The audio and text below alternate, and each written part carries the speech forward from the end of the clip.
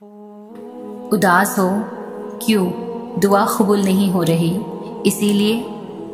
हाँ, कभी कभी कबूलियत का लम्हा होता है तो मुंह से निकलते साथ ही दुआ कबूल हो जाती है।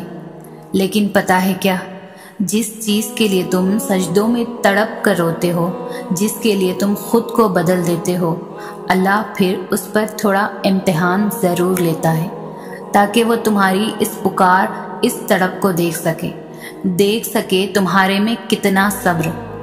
और अगर तुम सब्र करना सीख जाओगे ना, इस बात पर यकीन रखोगे कि वो तुम्हें हर लम्हा देख भी रहा है और सुन भी रहा है। वो तुमसे गाफिल नहीं, बस दुआ अभी कबूल ना करके आजमा रहा है। और आजमाइश कभी हमेशा के लिए नहीं होती। और जब कोई उम्मीद ना भी नज़र आए, फिर भी दुआ के लिए हाथ उठाते रहे हो कि बस वही है जो दे सकता है, उसके अलावा भला और कौन है जो तुम्हारी दुआएं सुन सके, तुम्हारी मदद कर सके, तुम्हारी तकलीफ़ को समझ सके, तुम्हारे इंतज़ार की अज़ियत को देख सके, तुम्हारी खामोश आँखों को पढ़ सके, तुम्हारे हलक में फंसे आंसू को भी भांप सके। तो फिर अर्श से आवाज़ सिर्फ कुन की आएगी। अगर अल्लाह आपको इंतज़ार करवा रहा है तो इसका ये मतलब नहीं कि वो आपको सज़ा दे रहा है, बल्कि वो आपसे कुछ देर तक राब्ते में रहना चाहता है। वो चाहता है कि आप मज़ीद दुआएं करें, वो चाहता है कि आप उससे बात करें, वो आपकी आवाज़ को बार बार सुनना चाहता है। इसीलिए वो आपको वो चीज़ नहीं दे रहा है और उसी वजह से वो उस चीज़ का ख्याल आपके दिलो दिमाग से नहीं निकाल रहा है। तुम खुद उसके इशारे का इंतज़ार कर रहे हो, फिर जब वो तुम्हें वाज़ा इशारा दे रहा है तो तुम उसकी बात क्यों नहीं सुनते? वो आपसे छीन भी नहीं रहा और आपके करीब भी नहीं आने दे रहा, तो इसका मतलब है कि वो आपकी दुआ का इंतज़ार कर रहा है ताकि वो आपकी दुआओं का जवाब अपने कुन से दे। तो आप क्यों उदास हैं? तुम मायूस क्यों हो?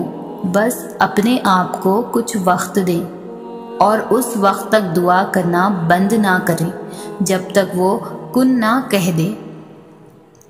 हर तकलीफ़ से गुज़रने के बाद, लोगों से ठोकरें खाने के बाद फिर जाकर तुम अल्लाह की तरफ आते हो। अल्लाह की मोहब्बत इस वजह से हासिल नहीं होती कि वो आपकी मांगी हुई चीज़ को नहीं देता, बल्कि वो बंदे में खुद के लिए एहसासात, सब्र, तवक्कल, यकीन और उम्मीद देखा करता है। तब जाकर अल्लाह अपनी मोहब्बत, रहमत और बरकत से नवाजता है। तन्हा रातों में जब रोते रोते सजदे में गिर जाते हो, वो अपना बना लेता है, क्योंकि उस वक्त तुम्हारे दिल में उसके लिए ना तो कोई मैल होता है और ना ही कोई अल्लाह के मुताल्लिक़ शिकवा शिकायत। आखिरकार गिर गिरा कर भी बंदा अल्लाह के दर पर आ ही जाता है।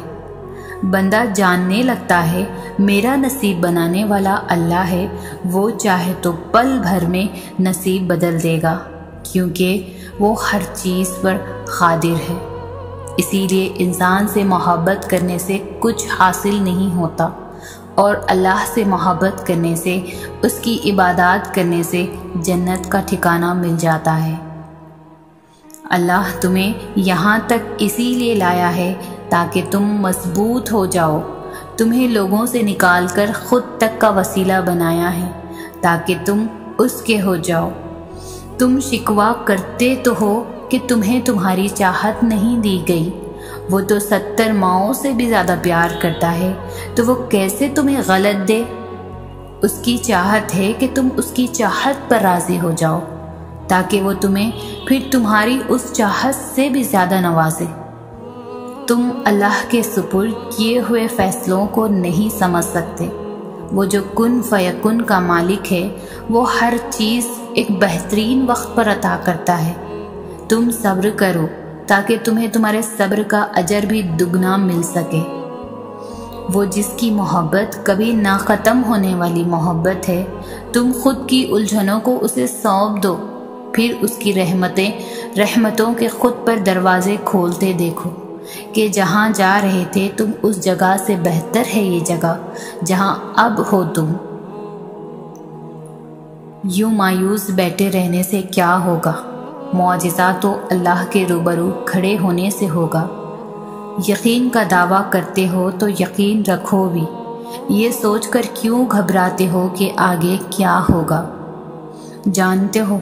جانتے ہو کیوں یہ بے چینی تمہیں ستاتی ہے؟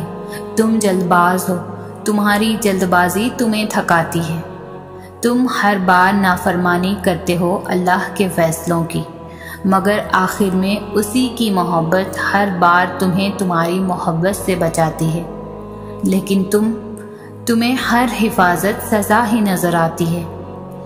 تم دیکھتے نہیں پر زندگی تمہیں ہر ایک کی حقیقت دکھاتی ہے۔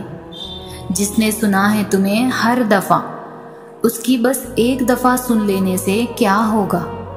کافی کر کے دیکھو اللہ کو، پھر تمہیں کچھ بھی نہ چاہیے ہوگا۔ اس کی چاہ کو چاہو، پھر وہی ملے گا جو تم نے چاہا ہوگا۔ تم راضی رکھو اسے، پھر وہی ہوگا جس پر تمہارا دل راضی ہوگا۔ سب کا سب تمہارا، جب تمہارا کارساز اللہ ہوگا۔ اسی لیے قرآن پاک میں فرمایا ہے کہ جب بندہ بہت پریشان ہو جاتا ہے تو پھر اس کو تسلی دی گئی ہے کہ بے شک ہر تنگی کے بعد آسانی ہے۔ اللہ رب العزت سے ایسے گڑ گڑا کر مانگے کہ اللہ پاک آپ کے آنسوؤں کو دیکھ کر فوراً عطا کر دے۔ اللہ کے سوا کوئی ہمیں سمجھ نہیں سکتا، کوئی ہمیں جان نہیں سکتا۔ ہر شخص کا نظریہ ہمارے بارے میں وقت اور ظرف کے لحاظ سے بدلتا ہے۔ لوگوں سے کبھی نہیں ڈرنا چاہیے، کیونکہ لوگ صرف ڈرا سکتے ہیں۔ عزت بھی اللہ دیتا ہے اور ذلت بھی اللہ دیتا ہے۔ بات صرف اتنی سی ہے کہ لوگ نہ تو تمہارا کچھ بگاڑ سکتے ہیں نہ سنوار سکتے ہیں، اور ان کی فکر کیوں کرتے ہو جو ایک لمحے میں تمہارے ہیں اور اگلے لمحے میں کسی اور کے؟ ایسے لوگ تو خود کے بھی نہیں ہوتے، تو ایسے لوگ خدا کے کیسے ہو سکتے ہیں جو دوسروں کے لیے صرف تکلیف کا ذریعہ ہوتے ہیں؟ کچھ لوگ اور پھر ان لوگوں کی باتیں کرتے کرتے ہم اللہ کی ذات میں اس قدر گم ہو جاتے ہیں کہ ہر تکلیف ہر درد بھول جاتے ہیں۔ اور پھر ایسا وقت بھی آتا ہے جب ہم تہجد کے لیے تو اٹھتے ہیں لیکن تکلیف سے نہیں بلکہ شکر سے اٹھتے ہیں۔ ایک غم کا سجدہ نہ جانے کتنے سجدوں سے ہمیں نجات دلاتا ہے۔ محبت انسان کو انسان تک تب لے کر جاتی ہے جب وہ اللہ تک پہنچ جاتا ہے۔ سفر بھلے کتنا ہی لمبا کیوں نہ ہو، کتنا ہی دشوار کیوں نہ ہو، پھر بھی انسان ایک سجدے سے بھولی بھٹکی منزل تک پہنچ ہی جاتا ہے۔ اللہ سے محبت ایک دم سے نہیں ہو جاتی، بہت وقت لگتا ہے ہمیں اس تک پہنچنے میں۔ احساسات کی تذلیل کرتی ہے دنیا، امیدیں توڑتی ہے، محبت بچھڑتی ہے، جان سے پیارے لوگ جدا ہوتے ہیں، تبھی جا کر اللہ کی طرف ایک قدم بڑھتا ہے۔ سنبھلنا کبھی بھی ایک رات کا قصہ نہیں ہوتا۔ نہ جانے کتنی راتوں کا دکھ سمیٹ کر ہم پرسکون نیند سونا سیکھتے ہیں۔ نہ جانے کتنی محبتوں کی ٹھوکروں کے بعد ہم اللہ سے محبت کرنا سیکھتے ہیں۔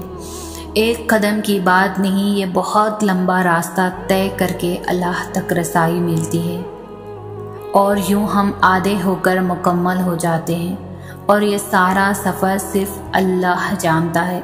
باقی سب تو ہمیں ایک مضبوط انسان کی شکل میں دیکھتے ہیں جو کبھی ٹوٹا ہی نہ ہو، جو کبھی رویا ہی نہ ہو۔ کچھ راز بس ہمارے اور اللہ کے درمیان رہتے ہیں، جنہیں ہم چاہ کر بھی کسی کو نہیں بتا پاتے، جن کا ذکر ہم خود سے کرتے ہوئے بھی ڈرتے ہیں، لیکن اللہ جانتا ہے، سب جانتا ہے، اور اس کا جاننا ہی کافی ہے۔ پھر کن کا سلسلہ چلتا ہے، پھر یا تو اللہ صبر دے کر کہانی مکمل کر دیتا ہے یا پھر معجزہ کر کے سارا قصہ پلٹ دیتا ہے۔